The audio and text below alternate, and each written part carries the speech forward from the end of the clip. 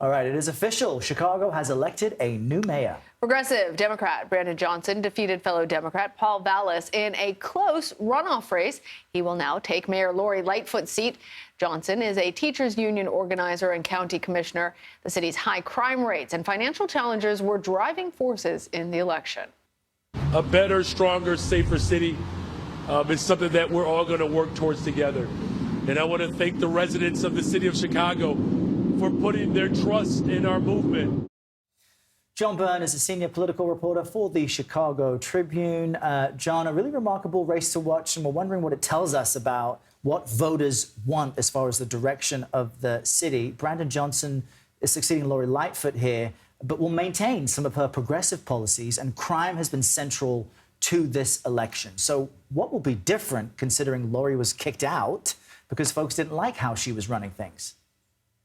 Brandon Johnson ran a very progressive campaign, as you mentioned, and the expectation is that a lot of his policies will be much more progressive than those of Lori Lightfoot. His approach on crime was in stark contrast to that of his opponent, Paul Vallis.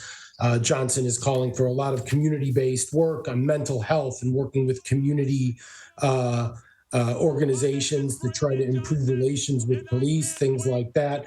Lori Lightfoot was progressive in a lot of ways and has been, but, you know, she was a federal prosecutor. I think we can expect Johnson to be far more progressive than she was on crime.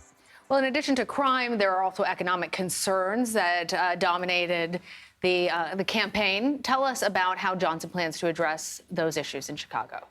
Yeah, this has gotten a lot of attention. He talks about a lot of the things you expect a candidate to talk about in terms of improving efficiencies on the budget and having more budget transparency.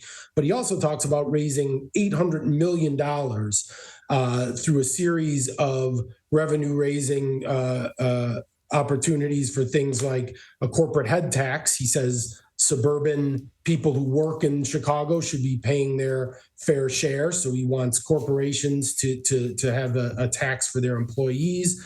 He wants what he calls a mansion tax, which is a real estate transfer tax on high cost sales. And so we'll see how much of this stuff he actually goes through with.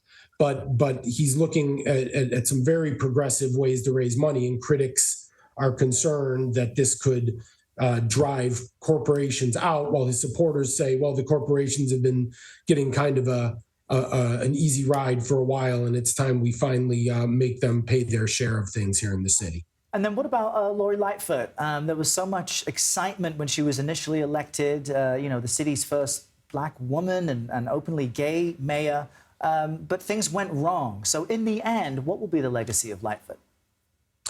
Well, you know, Lightfoot, she took office with a lot of very specific things she wanted to accomplish, and then spent most of her time dealing with the pandemic.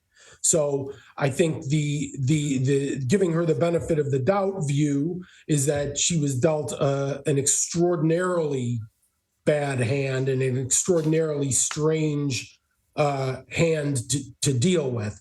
The less charitable view of it will be that she was never able to kind of make the alliances and work with others on the city council and the police department and at the Chicago Teachers Union to reach compromise. She didn't really have a political background when she came into office, and that's why a lot of people voted for her.